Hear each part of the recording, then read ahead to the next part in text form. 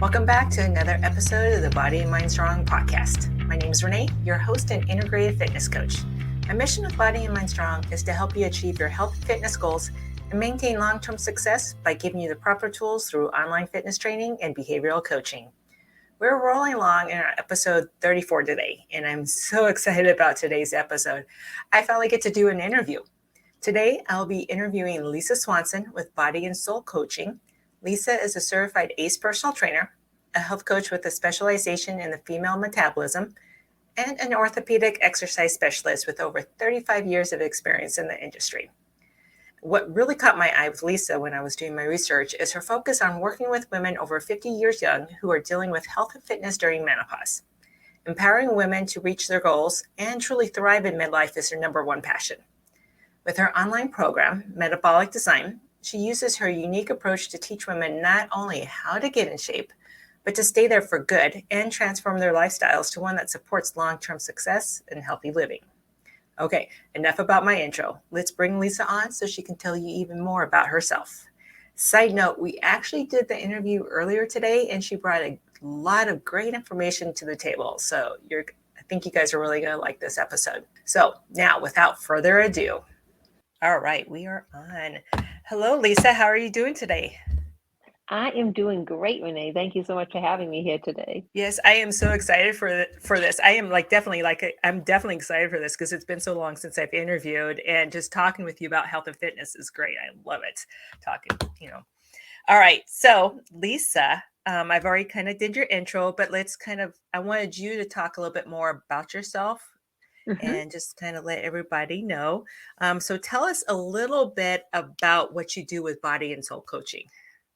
What I do with Body and Soul Coaching. So Body and Soul Coaching I founded this about 10 years ago or more. I'm losing track of the dates at this point because I wanted to help women over 50, women going through menopause, women perimenopause. It's mostly menopause that I deal with right now because it's just not the help out there for women. You go to doctors and they say, menopause, accept it. You're gaining weight, accept it. That's the way it is. Joints are achy. Joints are achy. I'm listening to the way I'm talking. Yeah. Joints menopause are achy.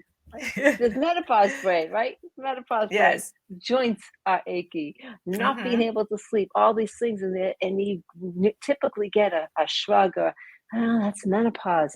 Deal with it. Or medications, throwing antidepressants at women. Things like that. And it's like, no, there is an answer. We can be healthier and thriving at this time in our life. It's like, I feel like midlife and beyond is such an incredible time in our lives. And like, we should be able to enjoy it. We've been through so much in our life at this point in time. Yes. We've had our ups and downs. We know what we want. We know what we don't want. And why not just go for it? And it's real hard to go for that when you're feeling like crap. So I wanted to create a program in Body and Soul Coaching.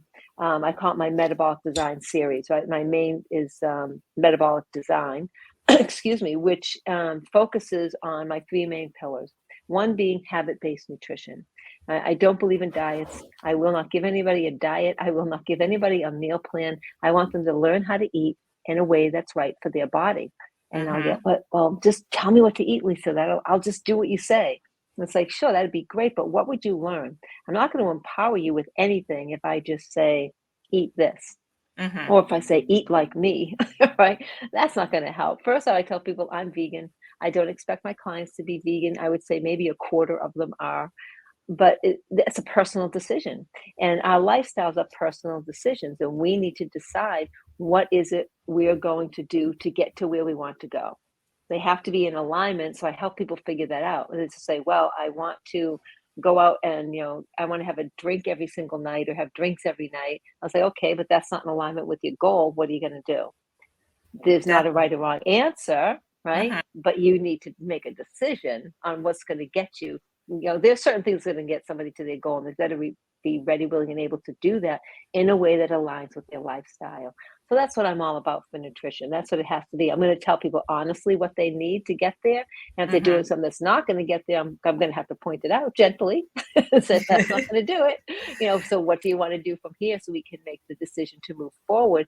But I'm also teaching them along the way. Look at this is how you ate. This is how your body responded this is what your body needs, so that they can continue even beyond working with me. I have, clients who stay with me for a year or more, but also clients who, do my 16-week program and feel like they've gotten a lot of knowledge and they know just what to do and they're able to maintain their results.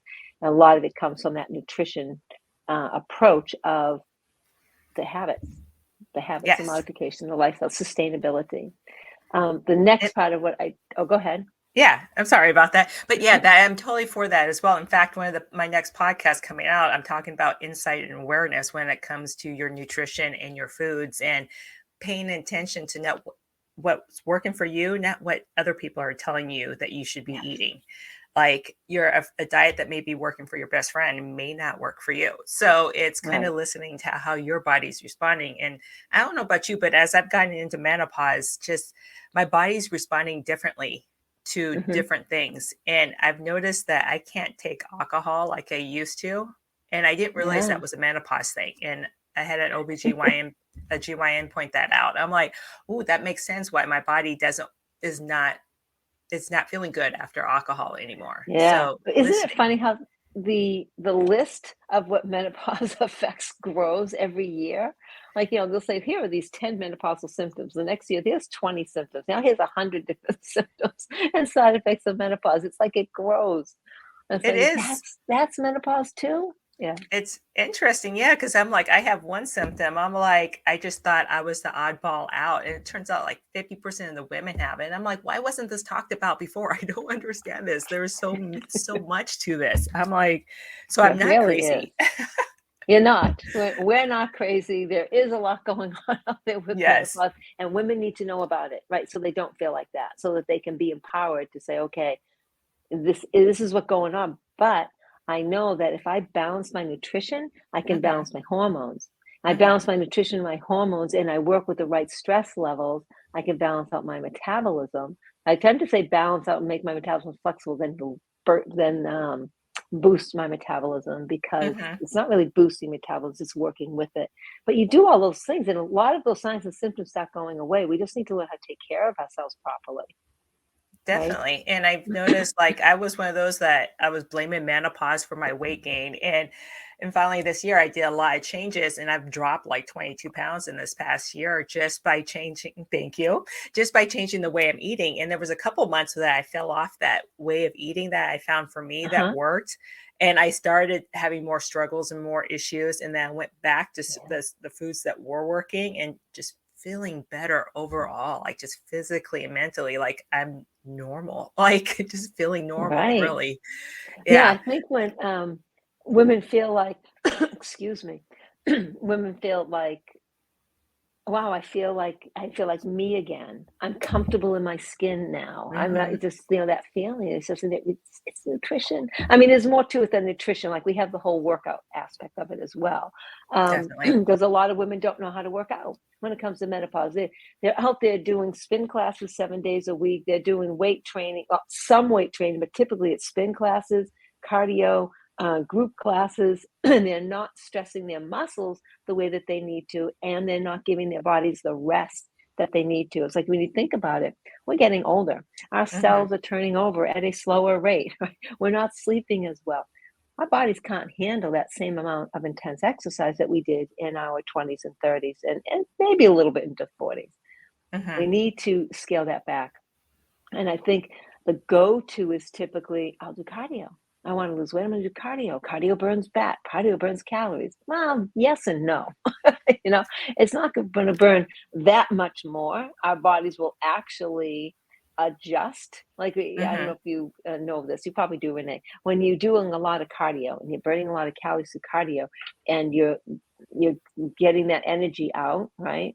Your body will then make you slow down the rest of the day to balance things out. You fidget less, you toss and turn, and you sleep less. Like, all these little things that would burn extra calories, you stop doing less, you move less. And so it balances out.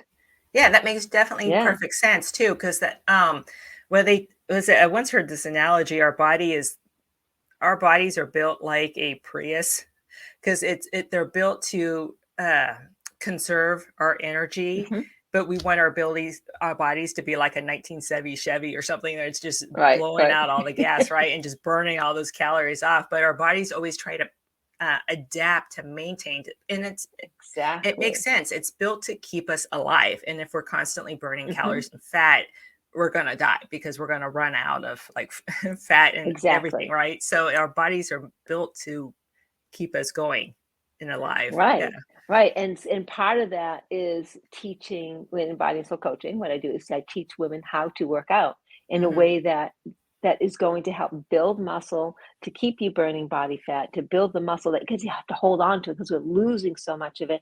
But a lot of times, I think what women don't understand is that you have to have a plan. If you want to get from point A to point B, you need to have a plan, and it can't be I'm going to go to the gym and maybe I'll do full body. Maybe I'll do that machine. Maybe I'll do that machine over there. It's not the way that's not a plan. It's just not a plan. It's not going to get you Yeah. there. And so I take them through a whole periodization program where we're focused on, the different needs through different stages of the program where that energy output or your exercise is in alignment with the energy input or your Hmm. nutrition.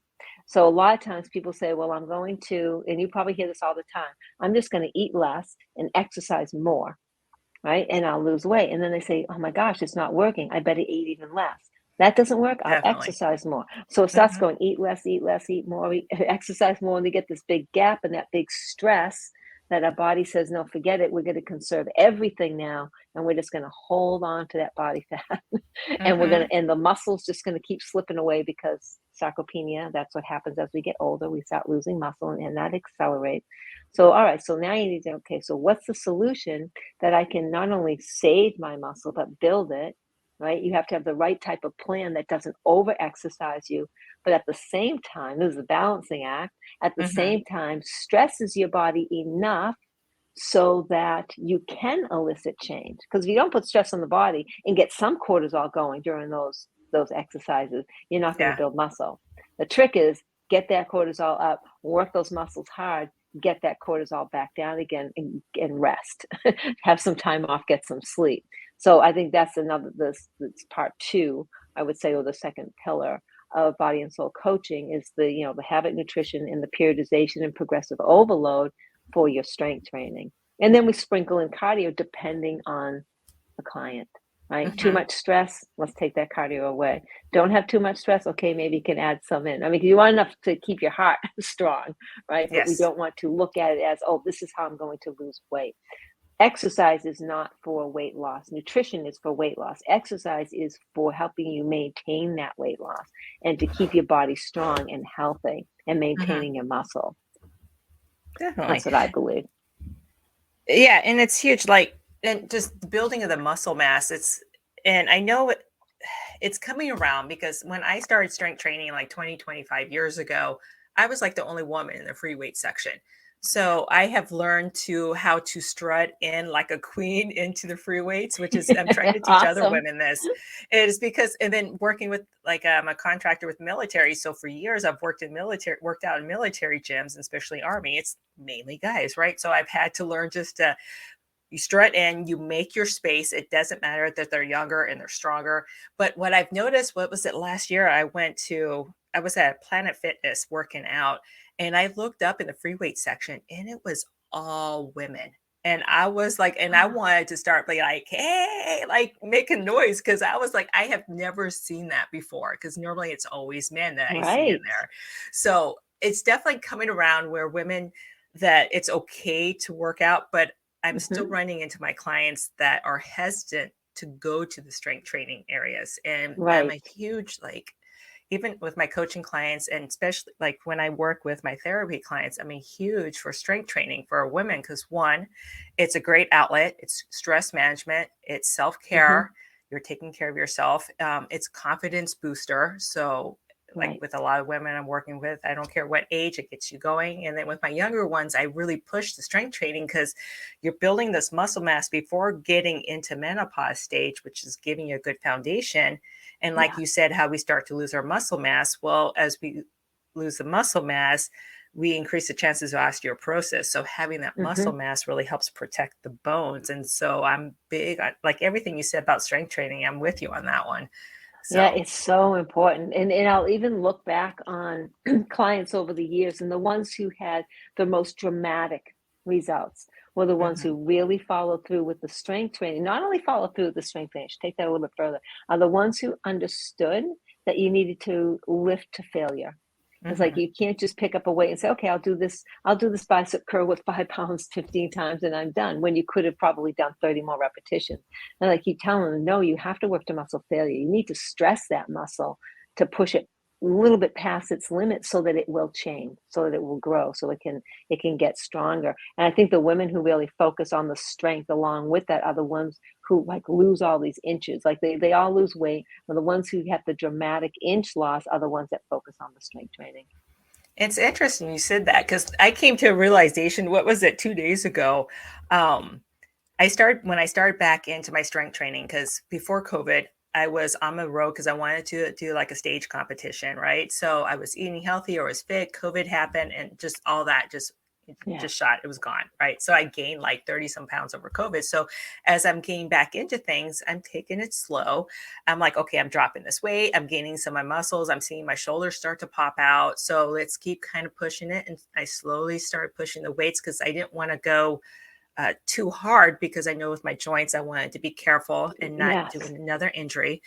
And then I was doing lat pull downs, and something hit me and I was like, let me increase this. And I increased it by like 15 pounds and I still did like 8 pull downs. And I'm like, am I really Wow. undershooting my weight? Like before, I really thought I was kind of pushing to failure.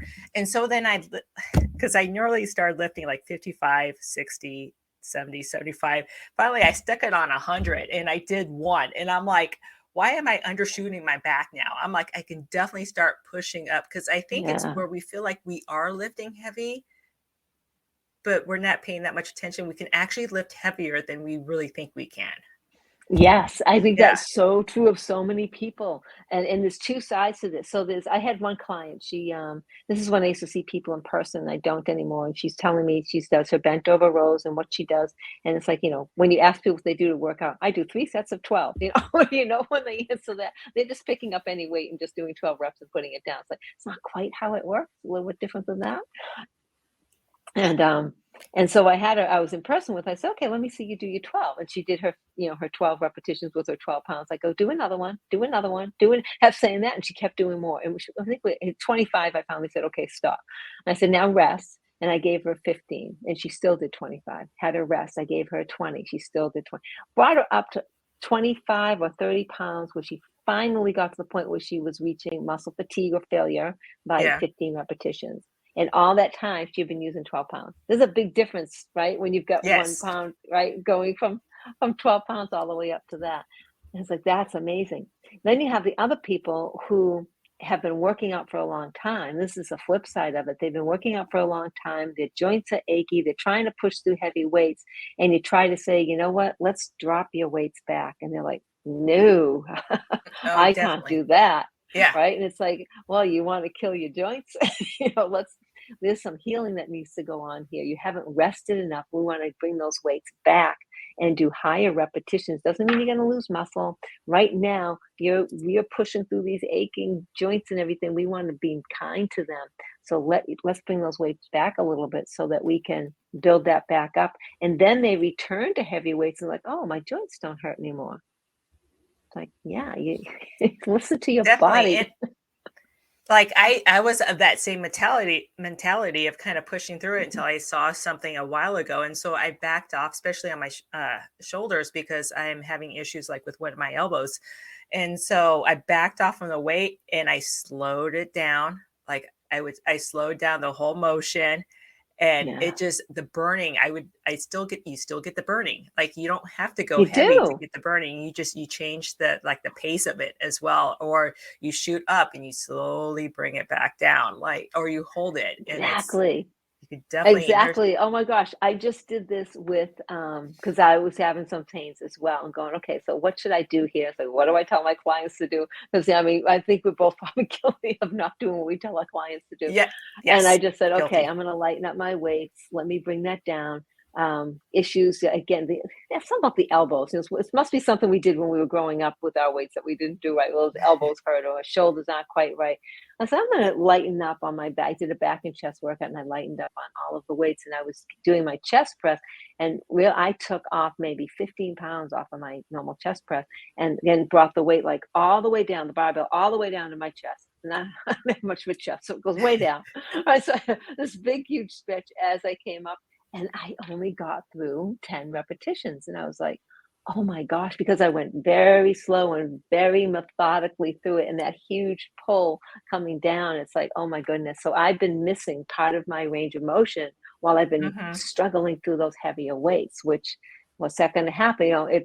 It's going to stop me from improving. Right? Because I got pains in my joints, so I'm not going to be able to go any heavier. So it's not really doing a whole lot for me. And I'm missing part of my muscle because I'm not going through full range of motion. So I'm just going to shorten the muscle with anything.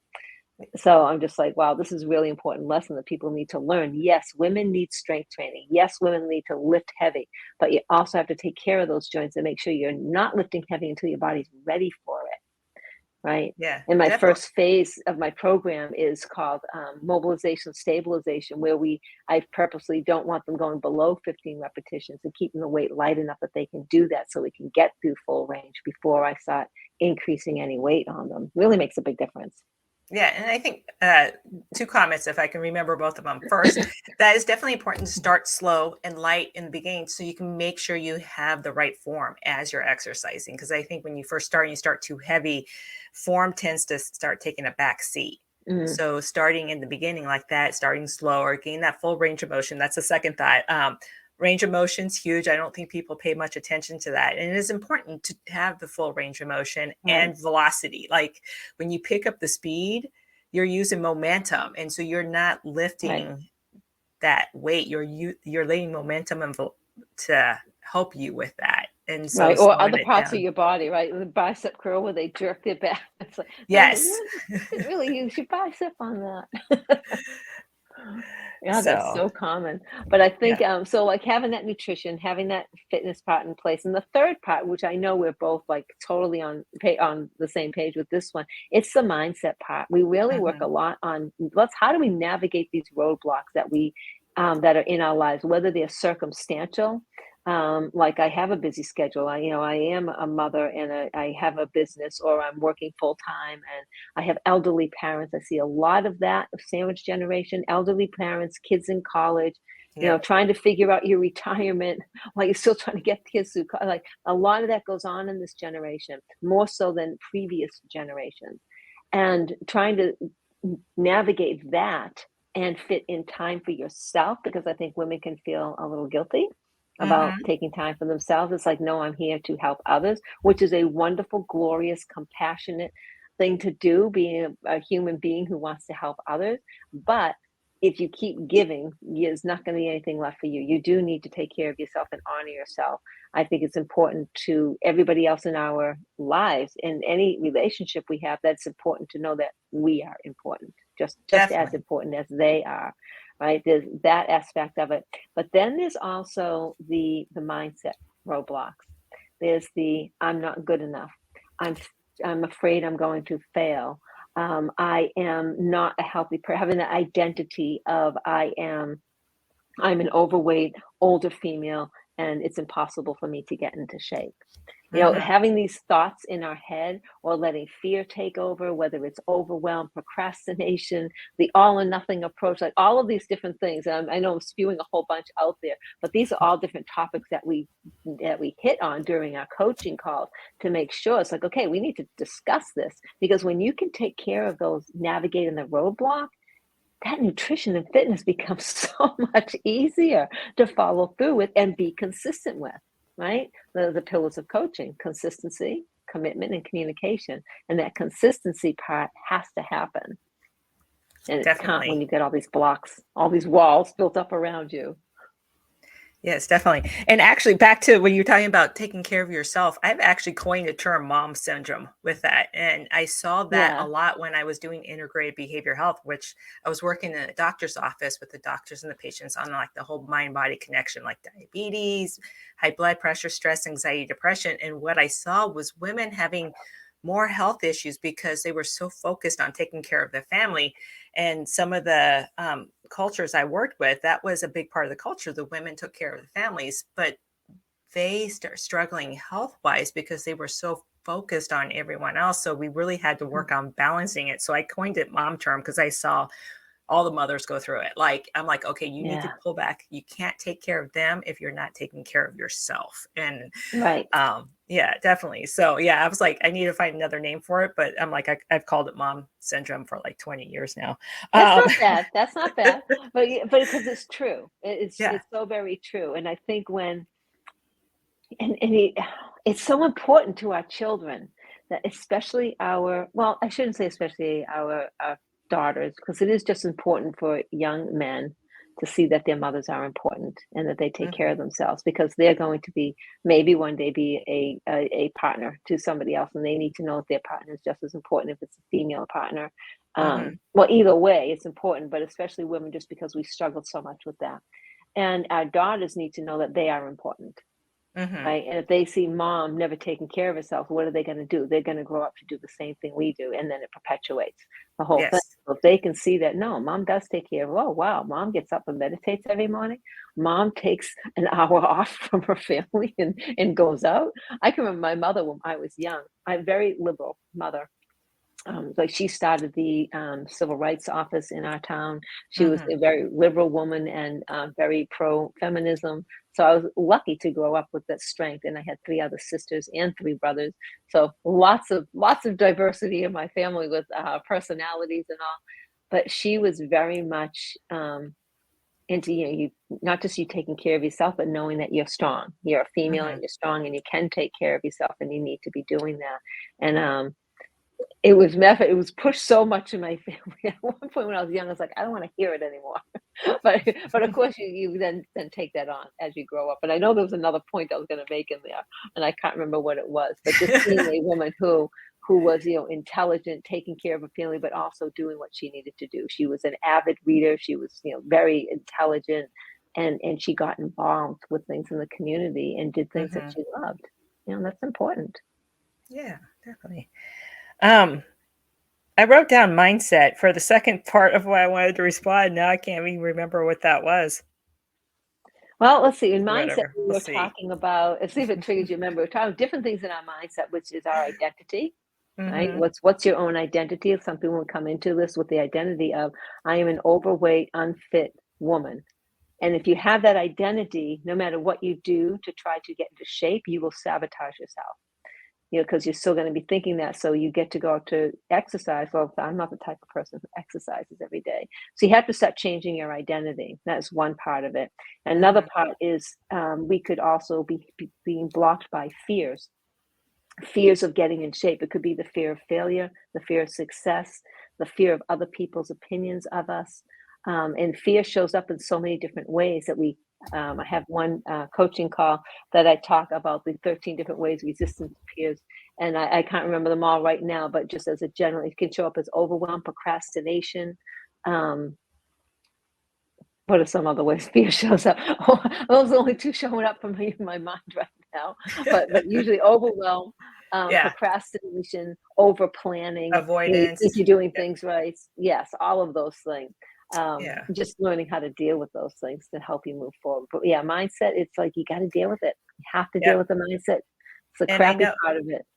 and for me, part of the mindset is like when I have people, I'm a huge goal person. And I think part of that personality, part of it is my training in integrated behavioral health and solution focus. But I'm huge on goals because I found that when people have goals, it gives them some kind of direction versus what do I do today? Like, what am I? And you kind of hit on that a little bit, like just with your exercising earlier, like, what am I going to go into the gym? Well, I'll just do a little bit of this today. Or, having that plan, which kind of comes from a goal, like, hey, my goal is to get a little bit stronger. So what's the plan behind it?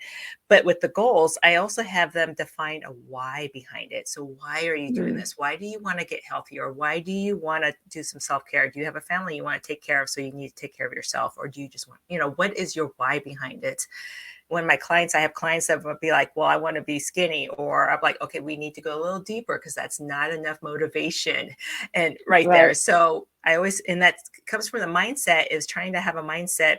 beyond, I want to look like what society says I should be looking like. Because that's, we're grown up that, the skinny hot women get all the blonde hair, blue eyes. Like, we're growing up to certain, like, figures, or I don't know, descriptive personality or traits that get more attention, and that's what you're supposed to be like. And it's not. It's why do you want to get healthier? And I think the why helps, where when you get that mindset behind, like, hey, I'm going to do this. So we're in a culture where going out to eat and drinking that's how you socialize. It's a big thing, and that's normal. And when I don't drink, I've even, I do drink here and there, but there's been times where I've cut it out for health reasons. I would get the response, why don't you want to have fun? It's, oh gosh, yeah. Why do I have to drink to have fun? And when you're trying to get healthier, you come up, you're faced with all those things, and you're faced with all that, and you're like, your mindset behind it is what's going to help you be okay with it, and not be like, oh, I need to follow them, or I have these important goals in my life, this is why. And I'm totally okay, you can drink, I'm just going to hang out. Yeah, I know. I totally agree with that. And it's interesting to say, well, I want to be skinny. Or usually the clients will say, I want to be thinner. I want to look better. And they say, I know that's superficial. And I say, no, not necessarily. Then we go into the same thing you do. It's like, okay, well, why do you want to be thinner? It's like, well, I'm going to feel better. And it's like, okay, then why do you want to feel better? Well, I'll be more social. It's like, really? Are you not social now? And it's like, well, not really. Why aren't you social now? It's like, and then it starts coming out.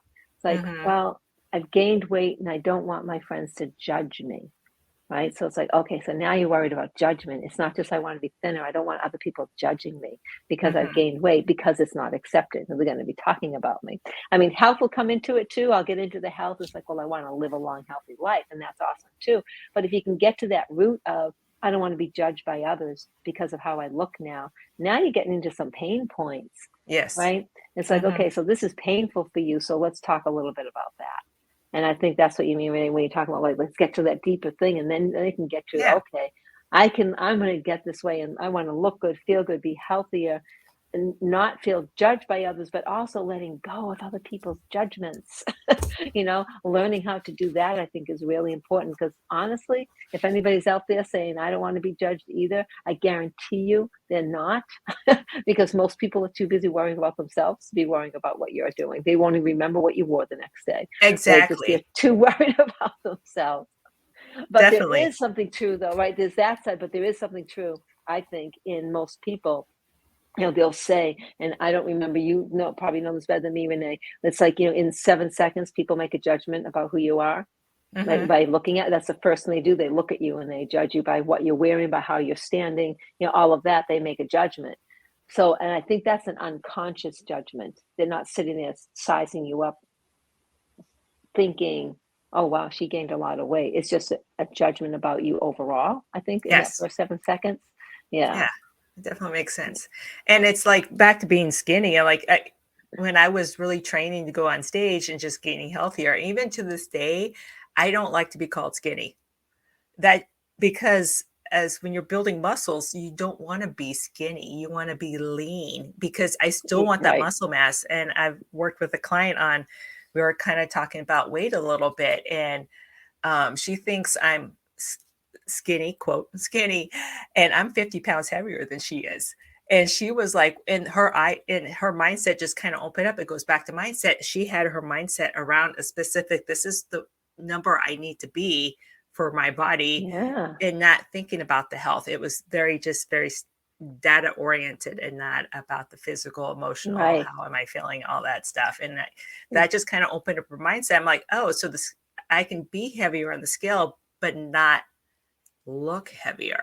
And I think a lot of women have that struggle. You kind of brought it up a little bit in that. I don't remember what you were talking about, but it was kind of that they don't want to gain muscle mass because they don't want to be heavier, even though, a pound of muscle is probably half the size of a pound of fat. So you can weigh the same on a scale, but be leaner and exactly smaller waist, such a difference. That's like, tell somebody, if you say you wanted to lose 10 pounds and the scale doesn't move at all, but your clothes are fitting better, And you're like, well, then if your clothes are fitting better, your inches have changed, but the scale hasn't moved, you absolutely have lost body fat. You've Yes. just gained muscle. Now, and I will, there's one part in there, people say, well, that's what I want to do. I want to gain muscle and lose body fat at the same time, which is not an easy thing to do, right? Losing body fat is a calorie deficit. Gaining muscle is a calorie surplus. But there are times when you can do it. I know I have done it myself.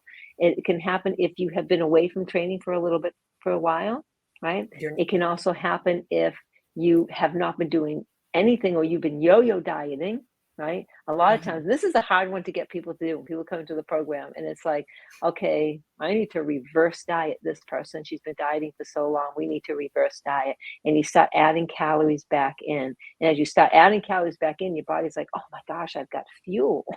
I have fuel to use. And they start losing weight going, I can't believe I'm eating more. I'm really full and I'm losing weight. And I feel stronger. So I think like in those few months when you're going through that, you absolutely can do that. It's a very fine line that you're on. That's why I like to keep, I mentioned that people like doing the calories way down here and their exercise way up here, they have this big deficit. If you bring that closer together, right? Yeah. You can go with that a lot longer and you can hold on to muscle, even build muscle while you're burning body fat, because you can use that body fat's actually being used for fuel.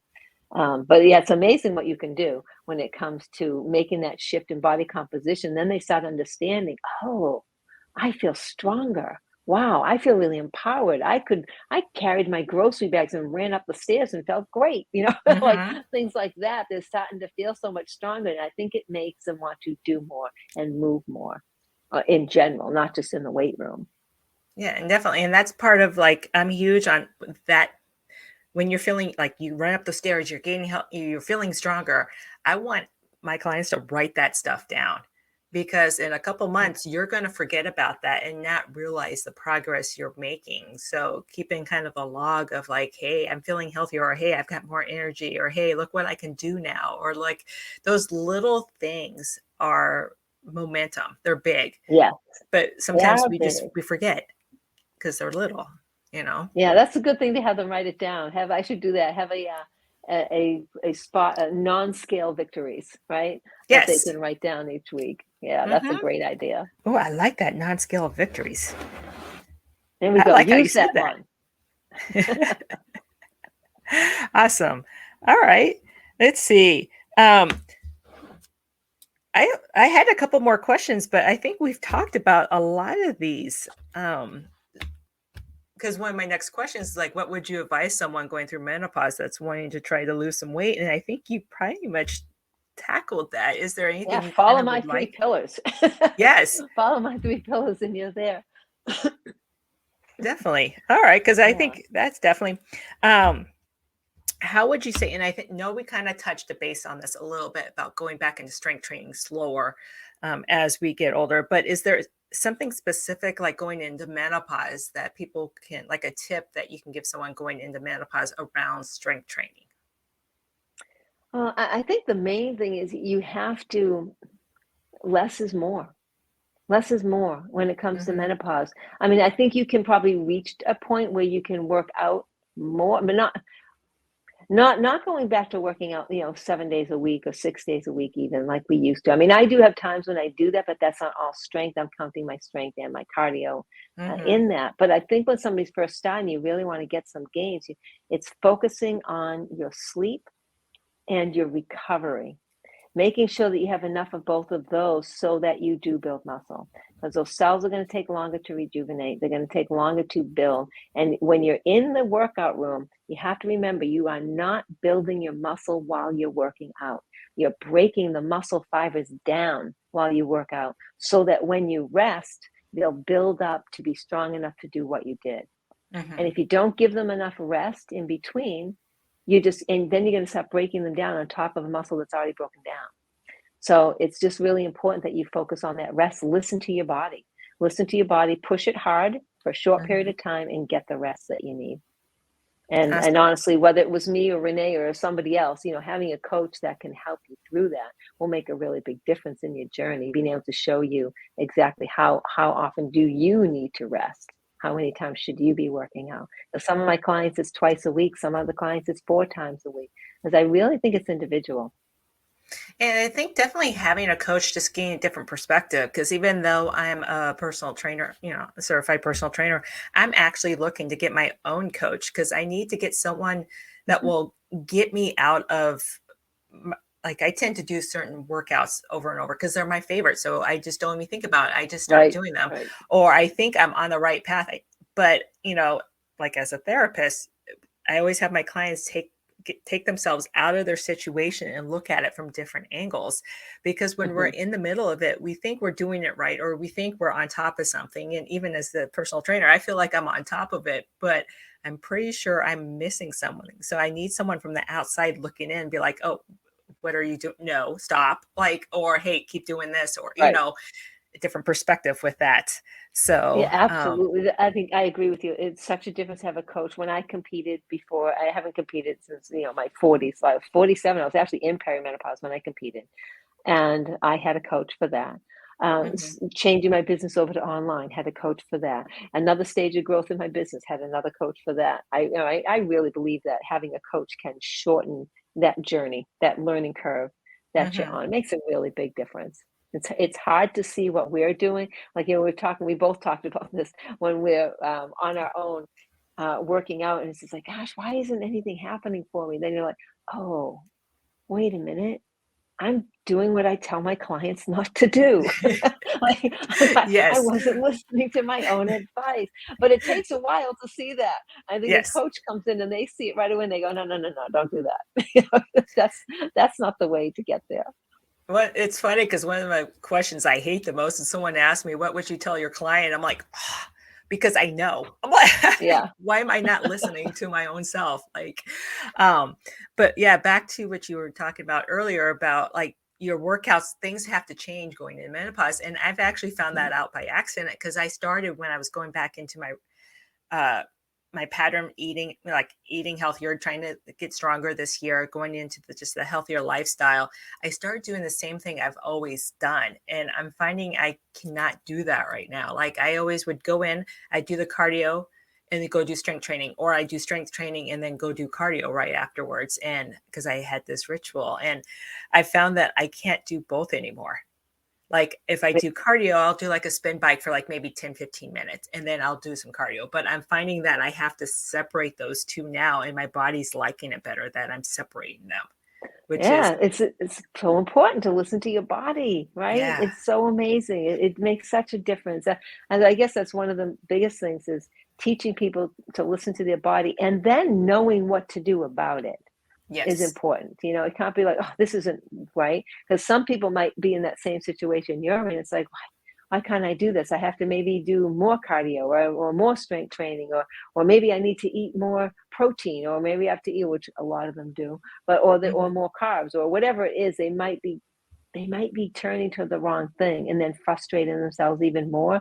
I think when you Mhm. have the science behind it and listening to your body, that's when you really can make some progress. And I think you reminded me of a point I thought about earlier, because when you were talking earlier, like when as women, first of all, women are left out of a lot of like health studies. And Yes. yes, like it's always, if you look back, even psychological, it's always been like men in the past. And so that is actually starting to come around. And it's interesting. I have this study review from Bill Campbell out of Florida.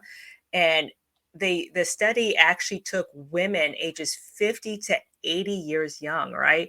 And I was like, Oh, first of all, I nice. was like, whoa, not only is it women, it's older women, because the older Yeah. we get, the more invisible we get, right? So but they just did a study on different, and I did a podcast, it's a couple episodes ago, but did a study on like protein, and these women were not active. So but they monitored just their physical activity. They didn't put them on, oh, excuse you, bless you. Sorry. That's okay. They didn't put them on an exercise plan at all, but they just increased their protein, which is something you just mentioned. And these women who had the extra protein increase, they actually ate more calories on top of the extra protein, but lost more weight than um, Yeah. what do you want to call it? The baseline group, whatever you want to call that. I forgot it. But yeah, just adding more protein, and they actually had more calories from that plus extra calories on top of it and lost more weight. Yeah, it's So, incredible. We yeah. need it. We need it, women. Don't starve yourselves. Get that protein in. I had one client who just would not believe me about needing more protein. And, you have to believe in the philosophy. You have to be able to trust the process. When you sign up with a coach, you need to be able to trust that coach enough so that you're going to follow their process. Because if you're only going to like half-ass it, so to speak, you're not going to get to where you want to go. Or come up with, she would say, well, I just talked to my doctor and they said that they were shocked at how much protein you wanted me to eat. And it's like, doctors have about a week of nutrition. That's not what they are trained in. They're trained in medicine. Okay, Yes. that's a medical doctor is trained in medicine, and they're very knowledgeable and know a lot more than I ever would on the. But nutrition, I would put myself up against the doctor any day on my knowledge on nutrition. And it's like, I'm telling you, the studies now are out there showing that women, especially women in menopause, they need more protein. I mean, before, I'm trying to remember numbers before, but a lot of years ago, it was like 0.8 grams of protein per kilogram of body weight, which is like very little. Like it'd be like, oh, you need 40 grams of protein. And it was based on what we needed to survive. Right? Yeah. And it's like, I don't want to just survive. I want to thrive. What do I need for that? And now they're finding it's like 1 gram of protein per pound of body weight, or per pound of ideal body weight, or per pound of lean body mass, depends on where you are. So it's like, and that's a huge difference. That's a huge difference from taking a woman who's 150 pounds and saying you need 40 grams of protein a day to you need 150 grams of protein a day, but they're getting it. And once they start doing it, they'll be, I'm so full. And it's like, yeah, because you're not used to having those calories, right? Yeah. The weight's going down. I'm full, but the weight's going down. How is this happening? Definitely. Magical.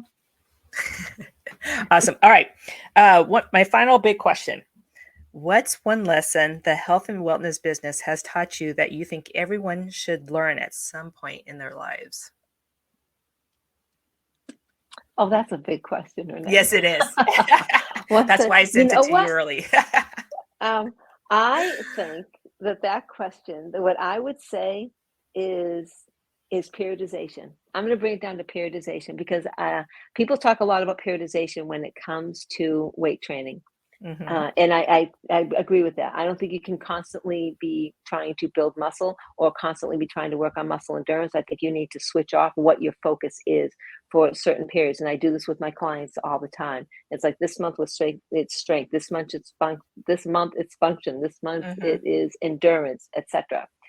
But there's also periodization with your nutrition because you can't always be in weight loss mode. And I think that's what women do. They go into weight loss mode. They say this works and they keep doing it month after month after month, even if they've gotten to their maintenance level. They say, okay, this is what got me here. I'm going to do this. And it's like, no, your metabolism is not stagnant. Your body is not stagnant. It's a moving target. And you need to go either from weight loss mode, because if you need to do that, then you figure that out. Weight loss mode, reverse dieting, right? Bringing those calories back up, and muscle building mode. And even I'll go so far as to say, we'll just call it your couch potato mode, where it's like, I don't care about exercising. I don't care about my nutrition, because it's short periodization, right? It might be a weekend. It might be a week when you're on vacation, and it's okay. If something like that triggers you to stay there, then it's not going to be okay for you. But 1 week of doing that is not going to do a whole lot of harm for you, right? It's just 1 week you decide to splurge. I have a client, she's, I'm going to Paris. What do? I enjoy yourself, dive into the culture, have a ball. And she did. They walked around, they saw Paris, they ate everything they felt like eating. And she came home 2 pounds lighter. Yes. Stress was down. She was enjoying herself. She was walking, not exercising. So she was getting some movement and just that type of lifestyle. But it's like, you need to have times like that. So just think about toggling through those different periodizations of nutrition as well as periodizations of your workouts. And when you learn how to marry each one of those to each other, what are you going to do? Where's your nutrition periodization, and what's the muscle strength periodization that you're going to bring together during each of those as you're going through? And now you've got a lifetime of knowing exactly what to do for your body. Awesome. I love that answer. Nice. All right. Great. Now, how can our listeners find you? Well, on my website, bodyandsoulcoaching.com, you can always go there and you can contact me through that website. If you have any questions or at all, just, surely reach out. I love for people to reach me on social media, always trying to build that, Yes. at Lisa Swanson Fit for Instagram, and on Facebook, it's Lisa, I think it's Lisa Swanson Health Coach.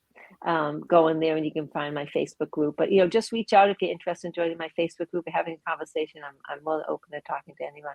But I'll love to see you on social media as well. Awesome. Great. I will definitely have all that information in the show notes for you guys as well to Great. Find her. Awesome.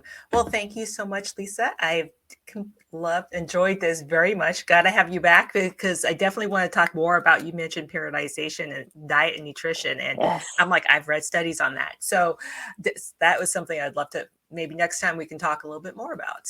Absolutely. I thoroughly enjoyed my time here with you, Renee. I mean, we know, you and I know, we both think a lot alike about when it comes to women in menopause or perimenopause, and we both are passionate about helping women to be their strongest and I was going to say leanest, but I don't want to go there.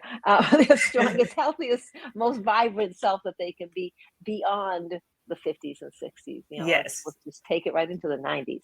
Yes. Awesome. Great. All right. Well, you have a great day, and thank you everyone for listening.